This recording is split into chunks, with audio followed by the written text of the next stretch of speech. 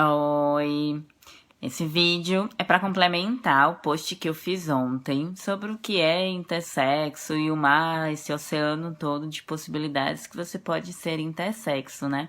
E para você ser intersexo, basta você se encaixar dentro da não binaridade dos corpos. Certo? Não binaridade. O que é binário? Fêmea e macho, né? Então tudo que é não binário está encaixado entre os dois. Vamos falar assim, né? E pra gente entender melhor, eu vou falar sobre típico, que são corpos fêmea e macho, e atípico, quando forem corpos intersexos. Um exemplo, para você ser 100% típica, uma fêmea 100% típica, você tem que nascer XX, você tem que ter as suas gônadas ovarianas, você tem que ter útero, você não pode ter nenhum descontrole hormonal causado por alguma deficiência de enzima, tá certo? E você tem que ter menstruação regular e você tem que ter também quando você quer ter neném, né? Então você tem que ter a fertilização. Você tem que ter uma boa fertilização, vou falar assim, natural. Para você ser um homem macho típico, né? Não intersexo, você tem que ser XY, ter suas gônadas testiculares, tá certo? Não ter nenhuma deficiência enzimática que cause algum descontrole hormonal em você. Você tem que produzir espermatozoide normalmente e pronto, tá? Mas aí, se você nasce intersexo, né? Que na verdade o que é intersexo? Intersexo são indivíduos que nascem com características biológicas, tanto femininas quanto masculinas, ou seja, características não binárias, tá certo?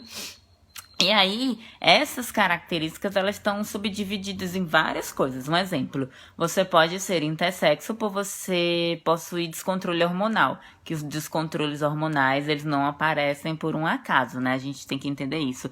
Eles aparecem a partir de uma deficiência enzimática. Um exemplo disso é a SOP, Síndrome dos Ovários Policísticos, que uma coisa que eu recomendo para vocês fecharem o diagnóstico de vocês é vocês fazerem um teste genético, tá? Porque de alguns estudos aí que eu tenho lido, a SOP, ela tem uma raiz lá embaixo, vinda da hiperplasia adrenal congênita, forma não clássica, gente.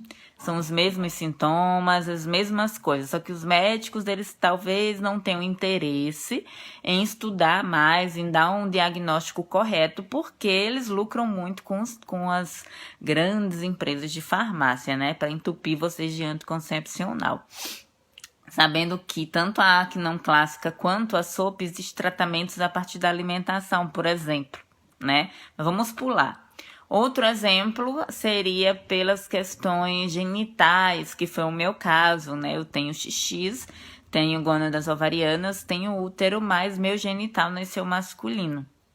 E isso acontece por causa de uma deficiência enzimática, ou seja, lá na parte da formação embrionária, né? E aí o meu corpo desenvolveu mais testosterona na fase uterina do que estrógeno, por exemplo. E aí o meu genital, ele masculinizou em vez de ficar feminino, né? Outra situação... Sim, aí no meu caso, a hiperplasia adrenal congênita, forma virilizante simples, tá bom? Mas existe a forma perdedora de sal, que perde potássio, sódio, e aí precisa tomar um mineral glicocorticoide para suprir isso aí pro resto da vida. No meu caso, eu tomo corticoide, que é uma coisa que eu quero me libertar muito em breve, porque pra mim, essa medicação, ela só controla meus hormônios para eu menstruar. Mas qual é a importância de um corpo intersexo menstruar se ele já nasceu perfeito como ele é, né? Aí outra variação é a questão cromossômica, né? Por um exemplo, existem as pessoas que possuem sensibilidade androgênica, que elas são fisicamente femininas, assim, né? Com genital feminino, porém, geneticamente elas são XY, é o que chamam de mulheres XY, né? E aí, existe outros casos. Existe também a Klinefelter, que é XXY. Existe outras que são 2X e 2XY junto. Existe quiméria. Existe um monte de variações cromossômicas, que é bom vocês pesquisarem também, né? Existe síndrome de Turner, que é um X só, e aí as mulheres nascem com algumas variações aí uterinas e ovarianas também. E é isso, é uma, gente, é muita coisa, né? E aí pronto, tem essa questão hormonal, tem a questão genital, tem a questão cromossômica. E para vocês entenderem, né, que tipo é muita coisa você ser intersexo, não dá para vocês ter um tipo só. Não, existe várias. Um exemplo, se você é uma mulher que tem pelos no rosto, tipo barba, você é uma pessoa intersexo, porque uma fêmea típica não pode ter barba, né? Por causa do controlezinho dos hormônios que vem ali tudo bonitinho. Então você é intersexo. Por isso que eu digo que SOP é intersexo, porque as pessoas que têm SOP, elas virilizam. O clitóris cresce algumas vezes, nasce pelo, tem irregularidade menstrual. Esses pontos são pontos que tornam você uma pessoa intersexo, tá certo?